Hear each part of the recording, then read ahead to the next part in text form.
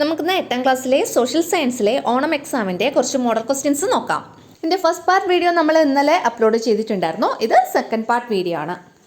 First part video കണ്ടിട്ടില്ലാത്തവർക്ക് കാണുന്നതിന് വേണ്ടിയിട്ട് നമ്മൾ ഡിസ്ക്രിപ്ഷൻ ബോക്സിൽ അതിൻ്റെ വീഡിയോ ലിങ്ക് ഷെയർ ചെയ്യാം. ഒന്നാമത്തെ ക്വസ്റ്റ്യൻ നോക്കിയുള്ളൂ. Right down the characteristics of spring season from the following. താഴെ ഒരു 4 സ്റ്റേറ്റ്മെൻറ്റ് കൊടുത്തിട്ടുണ്ട്. അതിൽ നിന്നും സ്പ്രിംഗ് സീസൺ, എന്താണ് സ്പ്രിംഗ് സീസൺ എന്ന് പറഞ്ഞാൽ വസന്തകാലം, വസന്തകാലത്തിൻ്റെ പ്രത്യേകതകൾ എന്തൊക്കെയാണ് നമ്മൾ എടുത്തെഴുതണം. ഒന്നാമത്തെ statement plants bloom and bear fruit, അതായത് സസ്യങ്ങൾ പൂക്കുകയും കായ്ക്കുകയും ചെയ്യുന്നു. രണ്ടാമത്തെ സ്റ്റേറ്റ്മെൻറ്റ് ഹൈ ആംബിയൻ ടെമ്പറേച്ചർ, ഉയർന്ന അന്തരീക്ഷ താപനില. ഉയർന്ന അന്തരീക്ഷ താപനില എന്ന് പറയുന്നത് ഗ്രീഷ്മകാലത്തിൻ്റെ പ്രത്യേകതയാണ്. ഗ്രീഷ്മകാലം എന്ന് പറയുമ്പോൾ സമ്മർ സീസൺ. അടുത്തത് ട്രീസ് ഷെഡ് ദെയർ ലീവ്സ്, വൃക്ഷങ്ങൾ ഇലപൊഴിക്കുന്നു. അത് ഏത് കാലത്തിൻ്റെ പ്രത്യേകതയാണ്? ശരത്കാലം അല്ലെങ്കിൽ ഓട്ടം സീസണിൻ്റെ പ്രത്യേകതയാണ്. അടുത്ത നാലാമത്തെ statement the length of the day gradually increase, പകലിൻ്റെ ദൈർഘ്യം ക്രമേണ കൂടി വരുന്നു. അത് ഏതിൻ്റെ പ്രത്യേകതയാണ്? അത് സ്പ്രിംഗ് സീസണിൻ്റെ പ്രത്യേകതയാണ്. അപ്പോൾ ഇവിടെ ശരിയായിട്ടുള്ള സ്റ്റേറ്റ്മെൻറ്റ് ഏതൊക്കെയാണ്? എയും ഡിയും. Statement A plants bloom and bear fruit, വസന്തകാലം അല്ലെങ്കിൽ സ്പ്രിംഗ് സീസൺ എന്ന് പറയുമ്പോൾ നിങ്ങൾക്കറിയാം അല്ലേ, എന്താണ് നല്ല ഒരുപാട് പൂക്കളൊക്കെ വിരിയുന്ന ആ ഒരു ടൈമാണ്. അപ്പോൾ അത് നമുക്ക് ഓക്കെയാണ്.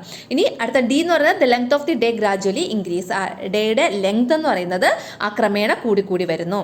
അപ്പോൾ എയും ഡിയും ആണ് ഇവിടുത്തെ ശരിയായിട്ടുള്ള ആൻസർ. നമ്മുടെ ടെക്സ്റ്റിൽ പേജ് നമ്പർ 51 ഒരു ബോക്സിൽ ഈ 4 സീസൺസും അവയുടെ ക്യാരക്ടറിസ്റ്റിക്സും എന്താണെന്നുള്ളത് കൊടുത്തിട്ടുണ്ട്. അത് ജസ്റ്റ് ഒന്ന് വായിച്ചിട്ട് പോവുക. അതിൽ സ്പ്രിംഗ് സീസണിൻ്റെ കാര്യം മാത്രമാണ് ഇവിടെ പറഞ്ഞിട്ടുള്ളത്. The characteristics of summer and autumn are given mixed together. Write them correctly under each heading. അതായത് ഗ്രീഷ്മകാലത്തിൻ്റെയും ശരത്കാലത്തിൻ്റെ പ്രത്യേകതകൾ ഇടകലർത്തിയാണ് താഴെ നൽകിയിരിക്കുന്നത്. അവ കൃത്യമായി താഴെ സമ്മർ സീസൺ, ഓട്ടം സീസൺ എന്നിങ്ങനെ 2 ബോക്സ് കൊടുത്തിട്ടില്ലേ, ആ ബോക്സിൽ എഴുതി ചേർക്കണം. ഒന്നാമത്തത് ഹൈ അറ്റ്മോസ്ഫെറിക് ടെമ്പറേച്ചർ, അല്ലെ, ഉയർന്ന അന്തരീക്ഷ താപനില. ഇതെന്തിൻ്റെ പ്രത്യേകതയാണ്? അതെന്ന് പറയുന്നത് സമ്മർ സീസൺ അല്ലെങ്കിൽ സമ്മർ സീസൺ എന്ന് പറഞ്ഞാൽ ചൂടുകാലം അല്ലേ, ഗ്രീഷ്മകാലം, അതിൻ്റെ പ്രത്യേകതയാണ് കേട്ടോ. ഹൈ അറ്റ്മോസ്ഫെറിക് ടെമ്പറേച്ചർ അപ്പോൾ സമ്മർ സീസൺ അല്ലെങ്കിൽ ഗ്രീഷ്മകാലത്തിൻ്റെ കോളത്തിൽ എഴുതണം. രണ്ടാമത്തത് trees shed their leaves, trees മരങ്ങളൊക്കെ അവരുടെ ഇല പൊഴിക്കുന്നു. അതെന്തിൻ്റെ പ്രത്യേകതയാണ്? മരങ്ങൾ ഇല പൊഴിക്കുന്നത് ശരത്കാലം അല്ലെങ്കിൽ ഓട്ടം സീസൺ. അപ്പോൾ ഓട്ടം സീസണിൻ്റെ കോളത്തിൽ എഴുതാനുള്ളത് ട്രീസ് ഷെഡ് ദെയർ ലീവ്സ് അല്ലേ. ശരത്കാലത്തിൻ്റെ കോളത്തിൽ എഴുതാനുള്ളത് വൃക്ഷങ്ങൾ ഇല പൊഴിക്കുന്നു. ശരത്കാലം ആകുമ്പോൾ വൃക്ഷങ്ങളൊക്കെ ഇല പൊഴിക്കും, അത് ചിന്തിച്ച് വയ്ക്കാം. അപ്പോൾ ശരത്കാലത്തിന് എന്താണ് പ്രത്യേകത? വൃക്ഷങ്ങൾ ഇല പൊഴിക്കുന്നു അല്ലെങ്കിൽ ട്രീസ് ഷെഡ് ദെയർ ലീവ്സ്.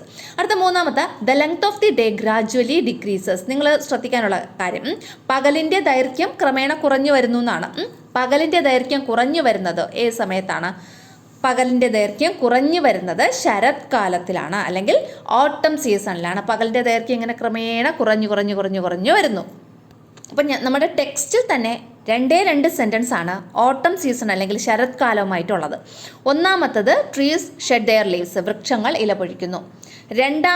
രണ്ടാമത്തെ പോയിന്റ് എന്ന് പറയുന്നത് the length of the day gradually decreases, പകലിൻ്റെ ദൈർഘ്യം ക്രമേണ കുറഞ്ഞു വരുന്നു. അപ്പോൾ ഇത് 2 ഓട്ടം സീസണിൻ്റെ ആണെന്ന് ആലോചിച്ച് വയ്ക്കുക അല്ലെങ്കിൽ ശരത്കാലത്തിൻ്റെ ആണെന്ന് മനസ്സിലാക്കി വയ്ക്കുക കേട്ടോ, മറന്നു പോവല്ലേ. അടുത്ത 4ാമത്തെ സ്റ്റേറ്റ്മെൻറ്റ് ജനറലി ലോങ്ങർ ഡേയ്സ്, എന്താണ് ദൈർഘ്യമേറിയ പകലുകൾ എന്താണ് ഗ്രീഷ്മകാലം. നമ്മൾ അങ്ങ് വിയർത്ത് കുളിച്ച് പകൽ ഭയങ്കരമായിട്ട് വിയർത്ത് കുളിച്ചാണ് നമ്മൾ നിൽക്കുന്നത് അല്ലേ.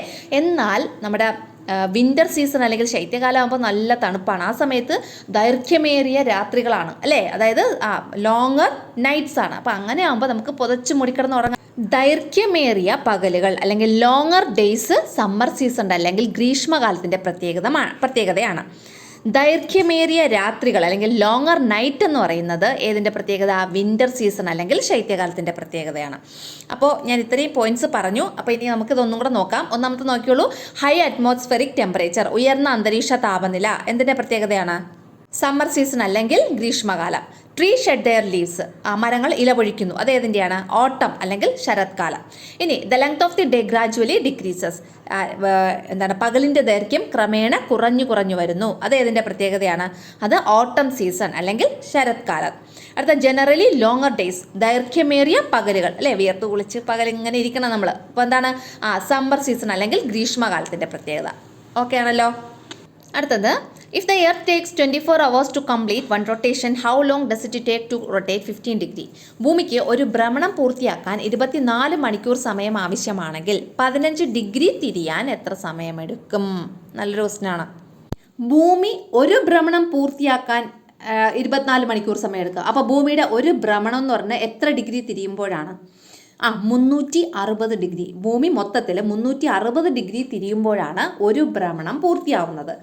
അങ്ങനെയാണെങ്കിൽ അപ്പം 360 ഡിഗ്രി തിരിയാൻ 24 മണിക്കൂർ സമയം വേണം. അതാണ് നമ്മൾ ഇതിൽ നിന്ന് മനസ്സിലാക്കാനുള്ളത്. അങ്ങനെയാണെങ്കിൽ 15 ഡിഗ്രി തിരിയാൻ എത്ര സമയമെടുക്കും? ഇതാണ് നമ്മുടെ ക്വസ്റ്റ്യൻ. ഇതെങ്ങനെ ചെയ്യാമെന്ന് പറഞ്ഞുതരാം. ഭൂമിക്ക് 360 ഡിഗ്രി തിരിയാൻ എത്ര സമയം വേണം? 24 മണിക്കൂർ അല്ലെങ്കിൽ 24 അവർ. അവറിൻ്റെ എച്ചാണ് അവിടെ ഇട്ടേക്കുന്നത് കേട്ടോ. അങ്ങനെയാണെങ്കിൽ 15 ഡിഗ്രി ഭൂമിക്ക് തിരിയാൻ എത്ര ടൈം വേണം? അത് നമുക്ക് അറിഞ്ഞൂടാ. അതാണ് നമുക്ക് കണ്ടുപിടിക്കേണ്ടത്. അപ്പോൾ ഇവിടെ എന്ത് ചെയ്യണമെന്ന് അറിയാമോ? ഇവിടെ ക്രോസ് മൾട്ടിപ്ലിക്കേഷൻ ചെയ്യണം. ഇതാ ഇങ്ങനെ കണ്ടോ. അപ്പോൾ ഇവിടെ 15 × 24 ഡിവൈഡഡ് ബൈ 360 ചെയ്താൽ നമുക്ക് ആൻസർ കിട്ടും. ഇവിടെ എന്താണോ നമുക്ക് കിട്ടേണ്ടത് അത് കിട്ടും. അപ്പോൾ 15 × 24. അപ്പോൾ ഇവിടെ നോക്കിയോളൂ, 24 360. 24 12ൻ്റെ ടേബിൾ പറഞ്ഞു നോക്കൂ. 12 2 24. ഇവിടെ 36 12 3 36 30. ഈ 0 അങ്ങ് ചേർത്തു. അപ്പോൾ 30 ആയി. ഇനി 15ഉം 30ഉം കൂടെ ക്യാൻസലായി പോയി. ഇവിടെ എത്ര വരും? 15 × 2 ആണല്ലോ 30. അപ്പോൾ 2. ഈ 2ഉം കൂടെ ക്യാൻസലായിപ്പോയി. ബാക്കി എത്രയാണ്? 1 അല്ലേ? ഇവിടെ 1/1, അതായത് 1 ആണുള്ളത്. അതായത് 1 അവർ. മനസ്സിലായോ? 15 ഡിഗ്രി തിരിയാൻ എത്ര സമയം വേണം ഭൂമിക്ക്? 1 മണിക്കൂർ, 1 അവർ വേണം. മനസ്സിലായോ? ഇതേപോലെ 15 ഡിഗ്രിക്ക് പകരം 20 ഡിഗ്രി തിരിയാൻ എത്ര സമയം വേണം? അല്ലെങ്കിൽ 180 ഡിഗ്രി തിരിയാൻ എത്ര സമയം വേണം? അങ്ങനെ ഏത് ക്വസ്റ്റ്യൻ ചോദിച്ചാലും നമുക്ക് ഈ മോഡലിൽ ചെയ്ത് ആൻസർ കണ്ടുപിടിക്കാം കേട്ടോ. ഈ മോഡൽ എന്ന് പറയുമ്പോൾ എങ്ങനെയാ? ഞാൻ അവിടെ 15 ഡിഗ്രി എന്ന് ചേർത്തില്ലേ? അവിടെ നിങ്ങൾ 180 ഡിഗ്രി അല്ലെങ്കിൽ 20 ഡിഗ്രി അല്ലെങ്കിൽ 35 ഡിഗ്രി അങ്ങനെ ഏതെന്ന് വെച്ചാൽ ആ ഡിഗ്രി അങ്ങ് കൊടുത്തിട്ട് അങ്ങ് ചെയ്താൽ മതി കേട്ടോ. ഇനി ഒരു ക്വസ്റ്റ്യൻ നോക്കിയിട്ട്, 1 മണിക്കൂർ എന്നുള്ളത് എത്ര മിനിറ്റ് ആണ്? ഇനി മിനിറ്റിലാണ് ചോദിക്കുന്നതെങ്കിൽ നമുക്ക് മിനിറ്റിലോട്ട് കൺവേർട്ട് ചെയ്ത് എഴുതണമല്ലോ. 1 മണിക്കൂർ എന്ന് പറഞ്ഞത് 60 മിനിറ്റ് ആണ്. അപ്പോൾ 2 മണിക്കൂറാണ് നമുക്ക് കിട്ടണമെങ്കിൽ 2 × 60 120 മിനിറ്റ്. അങ്ങനെ മാറ്റി എഴുതണം കേട്ടോ. അപ്പോൾ ഇവിടെ 1 മണിക്കൂറാണ് നമുക്ക് കിട്ടിയത് ആൻസർ. 1 മണിക്കൂർ എന്ന് വെച്ചാൽ 60 മിനിറ്റ് ആണ്. അപ്പോൾ 1 മണിക്കൂർ അല്ലെങ്കിൽ 60 മിനിറ്റ്. അടുത്ത ക്വസ്റ്റ്യനെ, look at the picture and find the answer is the question related to it. ചിത്രം ശ്രദ്ധിച്ച് താഴെ ഈ ചിത്രവുമായിട്ട് ബന്ധപ്പെട്ട കുറച്ച് ക്വസ്റ്റ്യൻസ് കൊടുത്തിട്ടുണ്ട്. അതിന് ആൻസർ ചെയ്യണം. ഒന്നാമത്തെ question, what is the local time at the place where the child is standing? ഇവിടെ ഒരു കുട്ടി നിൽക്കുന്നില്ലേ? ആ കുട്ടി നിൽക്കുന്ന ആ സ്ഥലത്തെ ലോക്കൽ സമയം, പ്രാദേശിക സമയം എത്രയാണ്? നമ്മൾ അതിന് മുന്നേ യൂണിറ്റ് പഠിച്ചപ്പോൾ പറഞ്ഞിട്ടുണ്ടായിരുന്നു എങ്ങനെയാണ് ലോക്കൽ ടൈം അല്ലെങ്കിൽ പ്രാദേശിക സമയം കണക്കാക്കുന്നതെന്ന്. എങ്ങനെയാണ് കണക്കാക്കുന്നത്? നമ്മൾ നിൽക്കുന്ന സ്ഥലത്തെ നിഴലിൻ്റെ നീളം, സൂര്യസ്ഥാനം എന്നിവ അടിസ്ഥാനമാക്കിയാണ് നമ്മൾ ലോക്കൽ ടൈം കണക്കാക്കുന്നത്. അപ്പോൾ ഇവിടെ നോക്ക്, ഈ കുട്ടി നിൽക്കുന്ന എങ്ങനെയാണ് നിഴലിൽ നോക്ക്. ആ കുട്ടിയുടെ തലയ്ക്ക് മുകളിലാണ് ആര് നിൽക്കുന്നത്? നമ്മുടെ സൂര്യൻ നിൽക്കുന്നത്. ആ കുട്ടിയുടെ തൊട്ട് താഴെയല്ലാണ്, അവിടെയാണ് നിഴൽ കാണപ്പെടുന്നത്. അപ്പോൾ ഇത് എത്രയാണ് ടൈം എന്ന് പറയുന്നത്? ഇത് ഉച്ചയ്ക്ക് 12 മണി അല്ലെങ്കിൽ 12 noon അല്ലേ? ഉച്ചയ്ക്ക് 12 മണിയാണ് ഇവിടുത്തെ ടൈം എന്ന് പറയുന്നത്. ഇനി രണ്ടാമത്തെ ക്വസ്റ്റ്യൻ എന്താണ്? How is it calculated? എങ്ങനെയാണ് ഇത് കാൽക്കുലേറ്റ് ചെയ്യുന്നത്? അതായത് പ്രാദേശിക സമയം അല്ലെങ്കിൽ ലോക്കൽ ടൈം നമ്മൾ എങ്ങനെയാണ് കാൽക്കുലേറ്റ് ചെയ്യുന്നത്? എങ്ങനെയാണ് കാൽക്കുലേറ്റ് ചെയ്യണത്? Length of the shadow and the position of the sun. Length of the shadow, നമ്മുടെ ഷാഡോയുടെ അല്ലെങ്കിൽ നിഴലിൻ്റെ നീളവും പിന്നെ പൊസിഷൻ ഓഫ് ദി സൺ, സണ്ണിൻ്റെ പൊസിഷനും നോക്കിയിട്ടാണ് നമ്മൾ ലോക്കൽ ടൈം കാൽക്കുലേറ്റ് ചെയ്യുന്നത്. ഇവിടെ എങ്ങനെയാ? Local time is calculated based on length of the shadow and the position of the sun അല്ലേ? നിഴലിൻ്റെ നീളവും സൂര്യൻ്റെ സ്ഥാനവും കണക്കാക്കിയാണ് നമ്മൾ പ്രാദേശിക സമയം കണക്കാക്കുന്നത്. അടുത്ത മൂന്നാമത്തെ question, what are the possible problems if we find the time in this way? ഈ ഒരു രീതിയിൽ നമ്മൾ ടൈം കാൽക്കുലേറ്റ് ചെയ്യുമ്പോൾ അവിടെ ഉണ്ടാകുന്ന പ്രശ്നങ്ങൾ എന്തൊക്കെയാണ്? There will be different times within the country.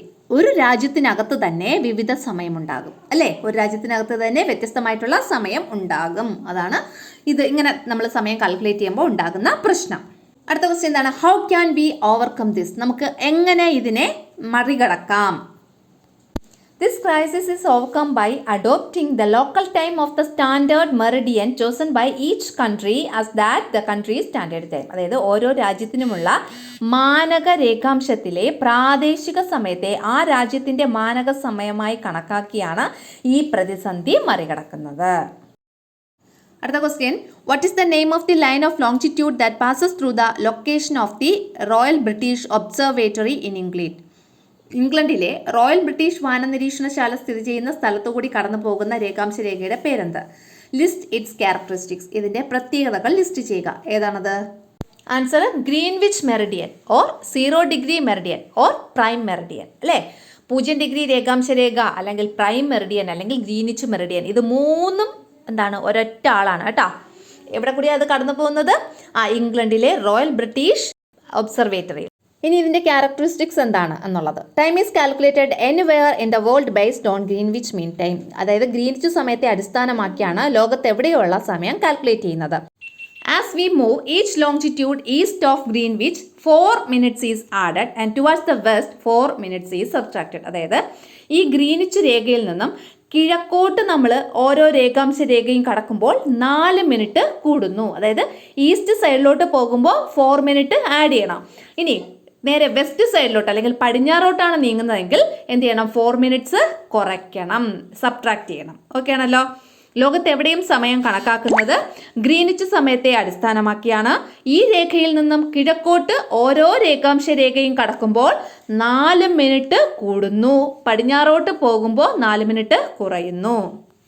അടുത്ത question, what is the line shown in the picture? താഴെ ഒരു പിക്ചർ കൊടുത്തിട്ടുണ്ട്. എന്താണ് അത് കാണിക്കുന്നത്? What is it significance? എന്താണ് ഇതിന്റെ പ്രാധാന്യം? അതായത് ആ ലൈനിന്റെ പ്രാധാന്യം എന്താണെന്ന്. അപ്പോൾ ഇന്ത്യയിലൂടെ കടന്നു പോകുന്ന ഈ ഒരു ലോങ്ജിറ്റ്യൂഡ് അല്ലെങ്കിൽ രേഖാംശ രേഖ ഏതാണ്? 82.5 ഡിഗ്രി ഈസ്റ്റ് ലോങ്ജിറ്റ്യൂഡ് എന്തെന്നറിയപ്പെടുന്നു?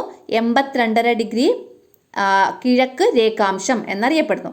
അല്ലെങ്കിൽ ഇതെന്തെന്നറിയപ്പെടുന്നു? സ്റ്റാൻഡേർഡ് മെറിഡിയൻ ഓഫ് ഇന്ത്യ, ഇന്ത്യയുടെ മാനക രേഖാംശം എന്നറിയപ്പെടുന്നു. അതായത് ഇന്ത്യയുടെ മാനക രേഖാംശ രേഖ അല്ലെങ്കിൽ 82.5 ഡിഗ്രി കിഴക്ക് രേഖാംശം എന്നാണ് ഇത് അറിയപ്പെടുന്നത്. ഇനി ഇതിന്റെ പ്രത്യേകത എന്താണ്? എന്താണ് ഇതിന്റെ significance? Indian standard time is calculated based on this longitude. ഈ ലോങ്ജിറ്റ്യൂഡിന് അല്ലെങ്കിൽ ഈ രേഖാംശ രേഖയെ ബേസ് ചെയ്ത് അടിസ്ഥാനമാക്കിയാണ് ഇന്ത്യയുടെ സ്റ്റാൻഡേർഡ് ടൈം കണക്കാക്കുന്നത്. ഇന്ത്യയിൽ സമയം കണക്കാക്കുന്നത് ഈ രേഖാംശ രേഖയെ അടിസ്ഥാനപ്പെടുത്തിയാണ്.